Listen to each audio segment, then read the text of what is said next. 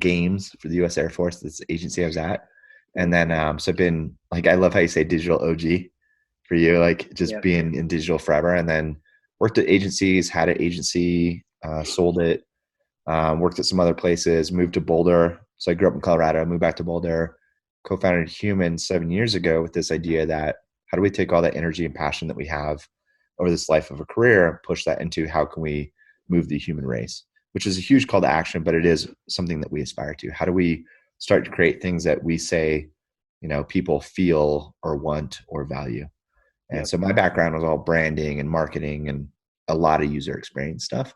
Hmm. So human-centered design. And so with Human, it was how do we create a company that really leads with people and Yep. that puts people first. And so with Human Design, founding that, we started as a product agency, a lot of digital stuff. My co-founder was a developer, I was a designer. And then over the course of 7 years, just kind of grown it into a full service agency. Hmm. So we're pretty tiny. We're about 30 people. We do everything but event planning. And we've been really fortunate to work with some good folks. Yep. And basically, we've expanded it to as long as you're not a bad company doing bad things, we'll still work with you. There's still widgets and things to sell, but we're really, really pleased with what we do. Is there so do you work across the board, healthcare, consumer, tech, or what's your position normally? So my position within the agency. Well, no, like what types of clients are you working with in terms Oh, of? so we work with pretty much everybody, but if we had to pin it down, it'd be a lot of healthcare focused stuff. Oh, sweet. So a lot Okay. of healthcare, a lot of nonprofits. Um, You're not related to Jim yeah, Weiss, are you? no. Do you Who's know Jim Jim? Weiss? No. He's the CEO of W2O. I used to work there. I mean, Oh, I know cool. Weiss is a very common name, so I just thought I'd Yeah. ask because What's funny? yeah. Oh, sorry. It's funny because when I grew up, I loved Weiss because it didn't feel common. And then as I've gotten older, I'm like, oh man, there's in Boulder of all places, it's 100,000 people and then 35,000 college kids. There's another John Weiss apparently. Like whenever I go pick up my bike at the bike shop, they're like, which John Weiss are you? It That's was funny. so depressing. I was like, oh, I guess yeah. Well, Uh, back in the day, there were so my Michael Brito. It's not a very common name, but actually, there's a ton of us out there, and we actually all belong to a private Facebook group because I get random mail that yeah, has nothing to do with what I do. And yeah, back, 20 plus years ago, when like the internet first started, I had remember Googling my name, and there was this lawyer in Dallas, same first, middle, and last name as mine, whoa, and he was and we're connected on LinkedIn, and he's part of this yeah, Facebook group, and so I remember telling myself, okay, when somebody Googles my name, I had nothing, I had zero, like I had no website, no LinkedIn at that time, and now it's like I completely destroyed him. Like I own the entire first page and like half of the second page, so we go back and forth in this private group mainly because we usually get contacted and they're looking for a different Michael Brito, right? So we kind of connect the dots on this that's group. awesome. It's pretty funny. There's another guy in New York. He's actually a painter, Yeah, and he's actually really really good, yeah, artist, and so he's part of this group as well. So it's you're right. It's a small world, and yeah, I love how you are focusing on kind of humanity. I think we've kind of just with AI and all these technologies, and it's great. It's fun to think about, but I think sometimes we just forget how important it is to connect like you and I are today, right, with our clients and their consumers and their customers. I yeah. have a question though about healthcare because I'm just curious with COVID-19, and I know health is a huge issue with Yeah. and overcoming this pandemic is a pretty big deal. But in terms of the work that you're doing, are you seeing any stalls in terms of programs and planning, or are you shifting gears a little to do other things? Because a lot of our tech clients, they they rely on industry events or customer events to drive pipeline and sales, and so with all of those gone temporarily and nothing planned in the near future, they're having to think of other things to build that pipeline again. And I'm just curious, is that the same for what your clients are doing in healthcare in general? It's a good question. we've kind of seen like this binary response. So half the clients, or not half the clients, some of our clients will put everything on pause just to kind of wait it out and see. And then the other half are doubling down Yeah. on telling their story, and really, and those are the ones that obviously we're really then having a lot of conversations with, because the first half, the ones that are pausing, we don't want to convince them of how to run the business or what to do during this time. But the other clients were really saying, okay, now is the time where you have, focused attention. A lot of people are at home. A lot of people are looking for answers. How do you insert yourself in the conversation that feels really genuine to who you are, Mm-hmm. and that if anybody does their homework, doesn't feel like you're just taking advantage of the situation, but at the same time, how do you take advantage of the situation? Yeah. So, Rahm Emanuel, when he was mayor of Chicago, and then he was in Obama's administration, and he had this great saying where he said, "You never let a good crisis go to waste." Mm-hmm. And what he meant by that is you have to let it change you. You have to let it help you see things different and Mm-hmm. innovate in new ways. And you cannot, I think it's a massive disservice to yourself and to those around you if you don't come out of the crisis changed in some way. And it doesn't have to be drastic, but it's just maybe viewing things 1 or 2 degrees different. Yeah. So Yeah. with the healthcare clients, and right now we don't, ironically, we had one healthcare client where we did a site as with John Hopkins University around getting research and knowledge from nurses during this time, so that it never happens again. So Oh, cool. basically, the ability for nurses and healthcare providers to go share their own experiences in like a really unified area, so we can all learn from this. But ironically, we don't have a lot of other healthcare focused clients in our roster right now. Mm-hmm. Um, a lot of it is it's some of it's health, I guess. I'm trying to think of our roster of clients and how we're helping them. I mean, a big thing right now is just how do you continue to tell your story, and then how do you be prepared for like this idea of almost a reentrance or a grand opening for your business, like once everything resumes to some semblance of normalcy. And I know that it's cliche for people to say there will never be a new normal again, but I don't know if there was ever even a normal to begin with.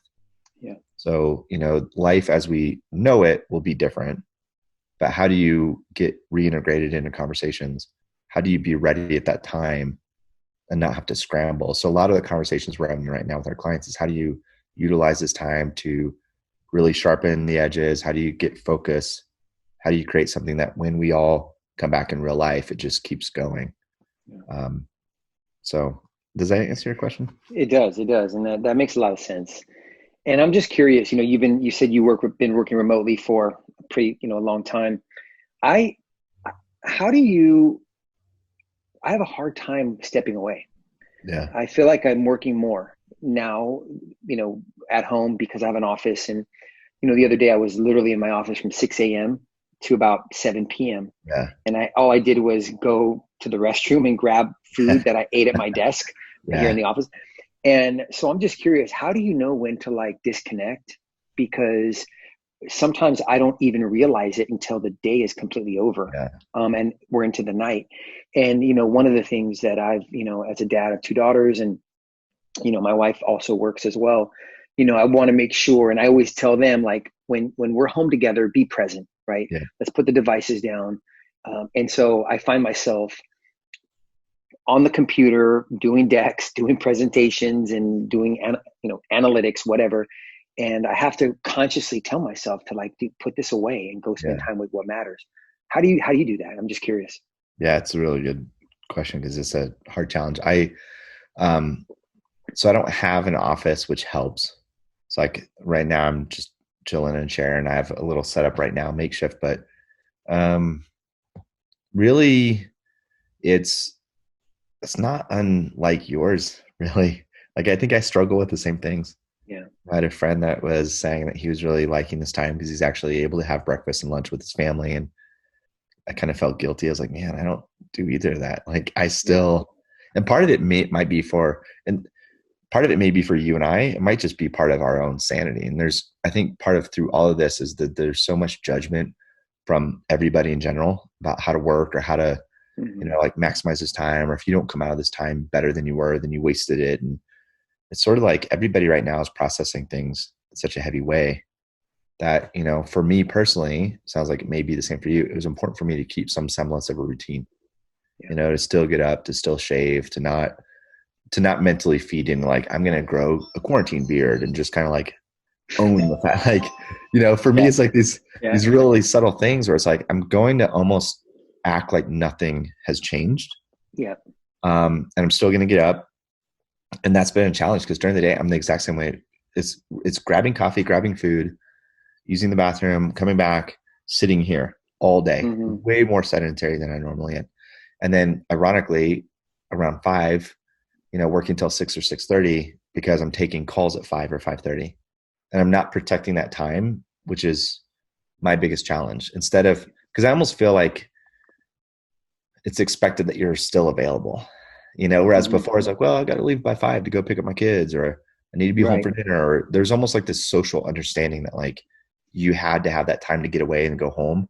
Whereas now everybody knows that you're at home. So now I've ironically been getting a lot more requests for like 5 p.m. calls, 5:30 calls, because they know I'm not going to be in my car. They know. Mm-hmm. And that's something I've not done a good job of, is being like, no, I need to be done by 5:30. Although I do need to get to Target, every now and then, because Yeah. there are no Clorox wipes and we are in desperate need of Clorox wipes. So Yeah. what I found though, and here's interesting tidbit, everybody goes in the morning, right? There's a huge line in Target at Yeah. like 9 a.m. or whatever. But if you go in the afternoon, 5, 6 o'clock, a lot of times they're restocking throughout the day and you just get Yeah. lucky. So Totally. I kind of sporadically, we're good on toilet paper, good on, paper towels. It's Yeah. just the Clorox wipes is the one thing that we need. So Yeah. anyway, hey, it was so good to talk to you, John. It was great to meet you. Yeah. I'm glad that now that I've always considered my network friends, but now I've talked to you face to face, Yeah. and hopefully we can meet in person in the future. Yeah. I hope so, man. So I have a quick story. It's kind of fun around us having like very similar interests. So you're obviously a huge Lakers fan. So I had a chance to meet Kobe on a project, or not Kobe, sorry, LeBron, on a project that we were working on. And, his wife's name is Savannah, and you have a Yeah, Savannah, and I have a I know. Savannah. Yeah, We've called her Savvy since she was a baby. She's now 13. So my daughter is a huge basketball fan, huge LeBron fan. I'm like, yeah, I'm going to be on set with LeBron all day. She's like, yeah, tell him your daughter Savannah said hi. And I said, yeah, I'll try and work that in. So at one point we're on set, and he's going to use my phone for one of the shots, and I'm kind of getting my phone ready. I'm kind of explaining it to him, you're going to hold it this way and you're going to say this. So I'm getting my phone ready, and then I just, without looking at him, and say, so my daughter's name is Savannah. And he's like, oh, really? That's dope. And I'm like, yeah. She said to tell you hi. She's a big fan. She said to tell you hi. He's like, cool, cool. So when I came home, my daughter asked me, she's like, did you tell me I said hi? I was like, yeah. I probably the best dad points I've earned oh yeah, ever. yeah. So I'm a huge Lakers. Are you a Nuggets fan, or like where were you um raised? yeah, I grew up in Colorado. I'm a Nuggets fan. I was a Bulls fan growing up, and then I was a Blazers fan with Clyde the Glide. And then I was a huge Nuggets fan growing up, and now I don't know, with the NBA. The It's Nuggets are weird. pretty Yeah, good. I like the Lakers. I like LeBron a lot. Like when the Cavs came back against Golden State, yeah, I still think that was probably the best championship yeah. comeback Same ever. here. I hate the Warriors, so I was like screaming. Um, Yeah. so in terms of hoops and basketball, did you get a chance to watch the Michael Jordan? Yeah. Yeah, I have. I I get a lot of flack for saying this because being a Kobe fan, and I'm still deeply affected by his death. Yeah. It was it's funny, and I have told a few other people this. I used to like when Michael Jackson died and Prince died and Whitney Houston died. And these are all people that I grew up listening to. Yeah. Always listening to like R&B and hip hop growing up, and they passed away, and I kind of, okay, it's sad, and moved on. Right, it didn't never affected me emotionally. Yeah. And when Kobe passed away, earlier this year, I was like deeply affected and depressed about it for a while. And then I kind of realized I can't really judge other people on how they deal with death, even if it's a celebrity death, right? Because everybody deals with it differently. And it was hard for me because, he was literally with his daughter headed to the academy to go play. And my daughter plays club basketball, and they've actually played at the Mamba Academy down in LA a couple of years ago. And so I just want to share that because it was, we take life for granted. Obviously, a lot of times we just kind of forget what's important. But I've never met Kobe. I would have loved to meet Kobe. I've never met LeBron. I've met Magic Johnson. Took a few Oh, photos nice. with Magic Johnson, Yeah, second favorite best player in the world. that's awesome. Yeah. Yeah. So Well, I know we're at time, but I have a quick question for you if you have, yeah, if you spare like two totally, more. man. Absolutely. Uh, so what is it? I'd love to know more about what you're doing in your career and in a day to day, and like what are you excited about in what you're doing in your current job? And is there anything I can help you out with? Or is there a way we can collaborate? Or like what are you doing that right now that you're just really excited about? Man, it's funny that you asked that. I've in college, in high school and college, I failed algebra, math. Math was not my thing. Yeah.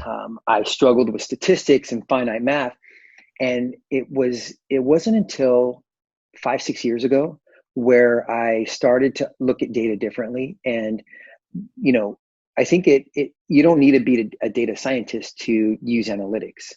Hmm. And for me, I'm excited about analytics. I can I don't consider what I do a job, and I think that's why I work so much.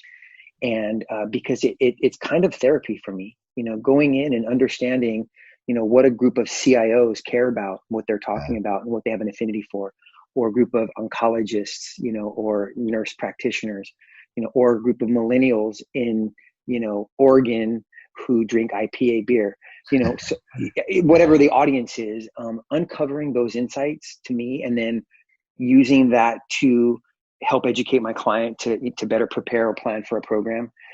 Yeah. That to me is, and my daughter's funny because she's a freshman, and she's getting she's getting a dual degree Yeah. in communications and data science. So Nice. kind of like what I do right now. And she's much smarter than I am. Like, she's a math whiz. Nice. And so that's what I'm excited about. And I try to publish a lot of just data, higher level kind of understanding, data, just to help other people understand the media landscape. We're doing this COVID-19 analysis on the media, and kind of this message fatigue, and how it's Mhm. engagement and impressions are declining because of it. So in terms of collaboration, I'm not sure, but let's stay connected, man, because I think that there's some cool things that we could do. Like I said, you do some cool work, and if there Thanks, is a way man. to collaborate, let's do it. Yeah, absolutely. Well, I love meeting you. And Likewise, thanks man. You for have a taking great the rest time. of your week, and I'll talk to you soon, Yeah. man. All Thanks right. you too, bud. Bye. Cheers.